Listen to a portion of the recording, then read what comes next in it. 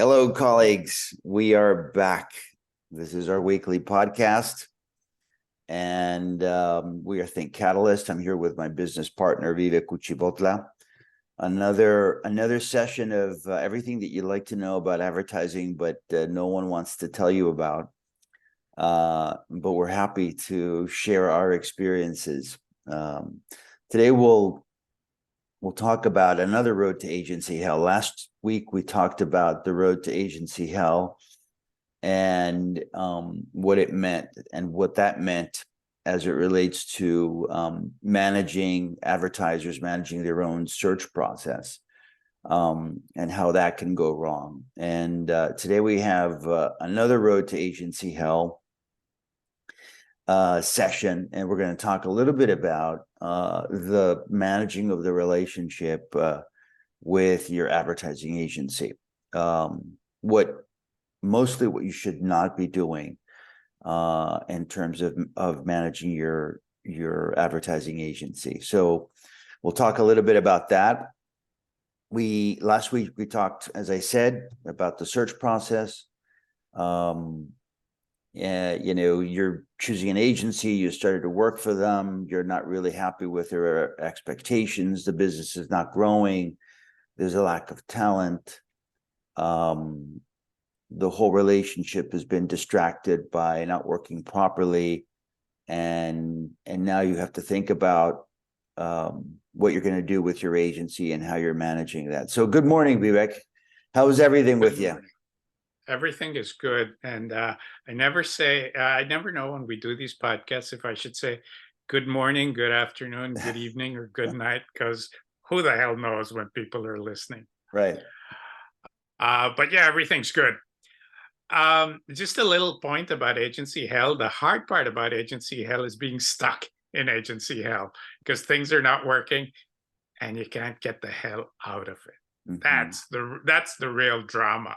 Mm-hmm. Of agency hell. But anyhow, let's start talking about this then. And I want to give a little bit of background on advertiser management styles before we get into this, because I think it's really important. Even though advertisers are hired from the best schools in the world, they'll come out of Harvard or Stanford or Oxford, they're never ever taught to handle an agency, but they are taught management styles in the company that hires them. And the company that hires them very probably has a style that's modeled on the military. Most corporations are run with a command and control model, where you have people giving orders and you have people executing orders. And so that is kind of the default strategy that marketers will use when dealing with an agency. But it's not really the right strategy you should use because agencies are different. Managing the creative process has a lot of ups and downs, a lot of ebbs and flows. So when you bring command and control to manage a creative enterprise, good things are not going to happen. There's going to be a lot of tension. So that's why the question in this podcast is, should advertisers strong arm their agencies? And what do you think, Ricardo? You ran agencies for many years. What do you think? Should they? I will ask you the question because you were a client at some point, and I want to know your point of view and how you did that. I was on the agency side my whole life. And by the way, I think that this applies to any client-vendor relationship, especially a relationship like with agencies where it's people and people services. But it can apply to a lot of relationships. For the most part, Vivek, I've had great clients. I must say, I've been fortunate. I've had my fair share and a few that were not so great. Many of them not willingly, by the way. but a few were pretty nasty, and they did it on purpose.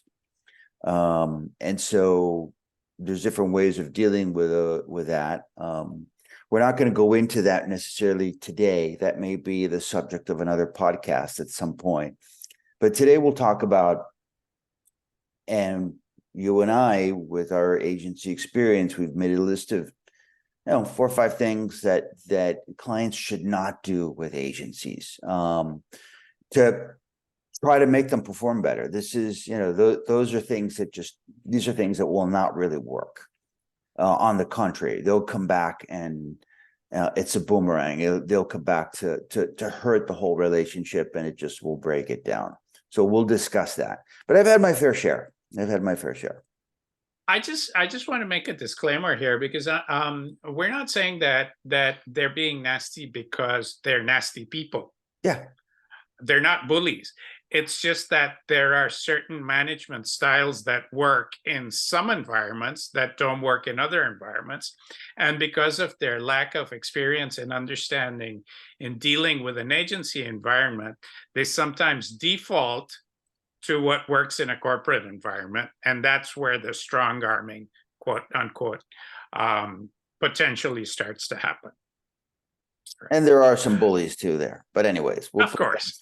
And for the record, I never strong armed my agency to the point where my agency loved me and then hired me to work on the agency side. So I'm sort of on the other side of the pendulum. But we'll talk in another, and that'll be also subject for another podcast. What great clients do to motivate their agency and really bring and make that relationship stronger. That's for another podcast, but because I know it's going to come up, and a lot of people want to know about that, and to see how they can improve their agency relationship. So let's go into the reasons as to why you don't want to squeeze your agency or bully your agency, or to get them to perform better. By the way, I mean the intent here is, what am I going to do as an advertiser to make my agency work better? These are things you don't want to do. So why don't you start out with number 1, Vivek? Okay. And again, we have, I think, 5 of them, but they're in no particular order. All of them are equally as bad. The first one we want to talk about is this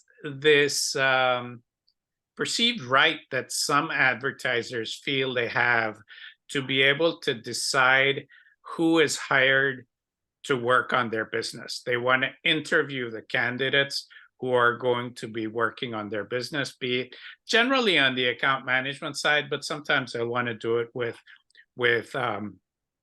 other members of the team. I particularly think that there's several reasons why this is not a good thing and should not happen. And the first reason is because advertisers don't understand how agencies work, and therefore they don't necessarily understand what skill set is required to be effective within an agency environment. So while an advertiser might hire someone that they like, or someone who they think has a lot of marketing knowledge, that in no way, shape, or form guarantees that that person is going to be effective working within the agency. So that's one point. And the other point, and this is sort of a point of justice, I think. If you allow an advertiser to hire someone for your agency, and the advertiser, for whatever reason, decides to move the account, what are you as the agency expected to do with the person who you were forced to hire? He's now on your payroll. He's now your problem. What are you expected to do? So I think there's a fundamental unfairness in asking another company to hire someone, put them on their payroll to service your business. I just don't think that that's right in any way, shape, or form. I don't know what you think about that, Ricardo. Has it ever happened to you? It has. And let's also be fair. I've heard of agencies offering that up to clients to win the business. So that has also been, it's not just something that clients ask for, but often less so. But I've seen it when agencies offer it up as part of the agreement to work together. It's not a good policy. It never works out. It never works out, actually. When the person starts to fail in their ability to do the work and what they're supposed to, it becomes very uncomfortable for the agency CEO to speak to, or the account director, the leading account director, to speak to the CMO and say, what do we do with this person? Because it's just not working out. So it's terrible. It's not good for the person's career either. If you depend on that to get jobs, that's not good. So it's not a good thing. I'm not a big fan of agencies offering to hire people that the client wants to run the business. It has a whiff of pandering to it. I just don't like it. And the other thing that I think has to be considered is if a person is hired in an agency through the orders of a client, there's always a suspicion that he might be a double agent. Right. Yes. You never know. You never know. Is he on their team or is he on our team? Right. You never know. Absolutely. You never know. Point so two. that's that. We'll go to point two. I'll start point two, and then you can comment on this. But Sure. The point two is when the client negotiates down the timeline for delivering work in order to compensate for the internal inefficiency and approval processes. That happens often. The timeline, the approval, the campaign has to go on air, and they ask the agency they brief the agency, they give the timeline, they don't come back with feedback immediately. Time goes by, the agency needs to do some rework. That time becomes crunch, and that's not fair to the agency. So why don't you comment on that, Vivek? I've worked on a lot of projects where, let's say you have, I don't know, just for argument's sake, you have 2 months to do the project, and then of those 2 months, maybe 3 weeks are where the actual agency is working on the project, and the other 5 weeks are just internal churn and burn, be it in approval of briefs or in the approval process for the agency for the work. So I think the point here is understand that cutting the agency's time in half or significantly to compensate for your own inefficiencies is not going to get you better work. It's going to get you worse work. It's going to put a lot of pressure on the people. There's going to be a greater risk of mistakes, and everyone loses. So it's just better to be honest up front and say, you know what, my internal approval process takes much longer than I expect, than it should. So let me build that into the timeline and protect the time that the agency has to actually do the work. You know what? It sounds obvious and it sounds basic to be talking about these things, but it happens so often that it has to be called out. It really does. Well, when you fix the basics, you fix a lot of the bigger issues as well, too. That's always been said. There are other ways of doing this. You and I have some programs that help agencies and clients work better together. We can talk that in another podcast, but some good agencies are proactive at establishing how to best work together with clients, understanding that there are issues on both sides, right? And the creative process is so it's very unique. I always thought, personally, I always thought that a brilliant idea comes up in about 5 minutes, but we don't know when that period of 2 or 3 weeks that you have the brief, when that 5 minutes comes up. Okay, you've got to let that flow. There's got to be debate. There's got to be conversations. There's got to be, an inquisitive process that goes through the brief. And then all of a sudden, a great idea will come up on strategy, whatever. And that takes time. That it's like a good wine. A good wine will take its time, right? You also want to leave some time for a better idea to appear. Sometimes you have a good idea, but if you have enough time to think about it, a great idea can appear. If you're working against a timetable, you just got to go with what you have. And you're losing the opportunity of having something even better. So let's move on. Yep. Let's go to point number 3. Yeah. This is one that particularly irks you. Irks me. I like that word. It irks me a lot. It irks me too. It should irk everyone who's trying to make a profit. Right.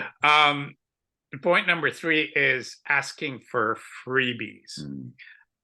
Nowadays, fees are negotiated based on statements of work. And they usually are then negotiated down to the absolute minimum they can be. So asking for freebies that are not covered in the statement of work is it's wrong. It's disrespectful.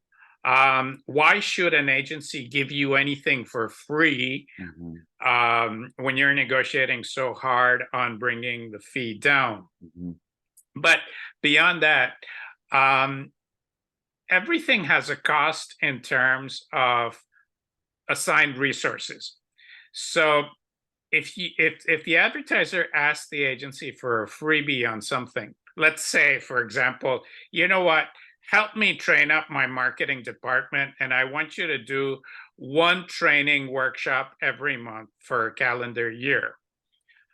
And we've heard this, by the way. We've heard this. But when that happens, where are the resources going to come from to put together the training program? They're going to come from the team that is actually working on the statement of work that was agreed upon. So if you force the agency to give you something for free, it's really not for free, because they're taking resources from important projects that you're paying for to deliver something that purportedly is going to be free. So at the end of the day, the advertiser is not getting anything for free, and he's kind of shooting himself in the foot because he's diverting resources from things that he's paid for to things that he's asking for free. Doesn't make any sense. Unless that's enough of my rant on that. Unless, Vivek, the quarterly workshops are negotiated up front and are part of the negotiation. So put it in there. Put it in there. It's not a bad thing to put it in there, but put it in there and not make it a distraction for the agency to deviate resources to do things that they weren't planned to do from the beginning. So. And I just want to say one more thing, because the point was asking for freebies, but it's like the mafia asking for something. There's a hidden menace when your client asks for something. It's very difficult to say no, right? So there's a veiled threat, obviously, in these requests for freebies, and that's not a good thing. You want to stay away from that. I'm going to point forward. This has happened to me a couple times. This has happened to me. Go for it. And the fourth point, before we go to the last one, is when your client asks the agency or you to do their work, to help them build their marketing plan, to help put together whatever work that they should be doing, and they're asking the agency to do. What do we Like call it? briefs? Outsourcing their own work to the agency. So comment on that, Vivek. There's a lot of examples. Advertisers that tell the agency, you know what, you write the brief for me. You know the business better than I do, so you write the brief. No, I don't know the business better, and that's your job, so you do it. Or help me with the marketing plan. Or I have this big presentation for the regional vice president that's coming in, and I need you to help me put it together. It's not my job. I got my job to do. You got your job to do. And when we respect our different roles, everything will go better. And again, this kind of rolls up into the previous point about asking for freebies. This is another way of asking for freebies. But when you ask me to do your job for you, I lose respect for you. And that's never a good thing, because if the agency loses respect for the client, the work is going to suffer. They're not going to go the extra mile. They're just going to say, you know what, yeah, whatever, let's do it and move on. So that's never a good thing. And we can also talk about, again, the same argument of, if I'm busy doing the presentation for your regional vice president, when do I actually work on the stuff that's in the statement of work that you're paying me to do? So there's always that. So you want to stay away from this whole outsourcing your work. You do your work, let the agency do their work, let it be very clear who is responsible for what, and things will work a whole lot better. Look, there's always an opportunity to help the client improve some of the things that they're doing. I've had clients share with me some of their presentations, and they wanted my input, sort of to give them some thoughts. But I've had clients have actually said, I need you to do this for me. Go ahead and do my whole presentation for me. And that's not good either. That's not good either. So you know what makes it even worse? When they tell you, "Oh, I'm very busy. I got important things to do. So can you do it for me?" Right. That makes it even worse, because that makes it, not only are you outsourcing the work, but you're doing it in an insulting way to the agency. So even worse. Final point. Final point, Vivek. This has happened to me, and it's awful. And it's the beginning of the end when this happens. So, and that is when your client is flirting with other agencies, and you find out, or worse, when they threaten you that they're going to move the account. When that happens, unfortunately, for the most part, it's the beginning of the end, and it's probably one of the worst things that an advertiser could do to their agency. So comment on that, Vivek. Have you ever done that? Oh, it's happened to me often. I never did it, but it's happened to me often. I had a wonderful client who would very nicely say to me, well, if you guys don't want to do it, agency X would love to do that work for me. And he'd say it with a smile. What happens when your client does that to you?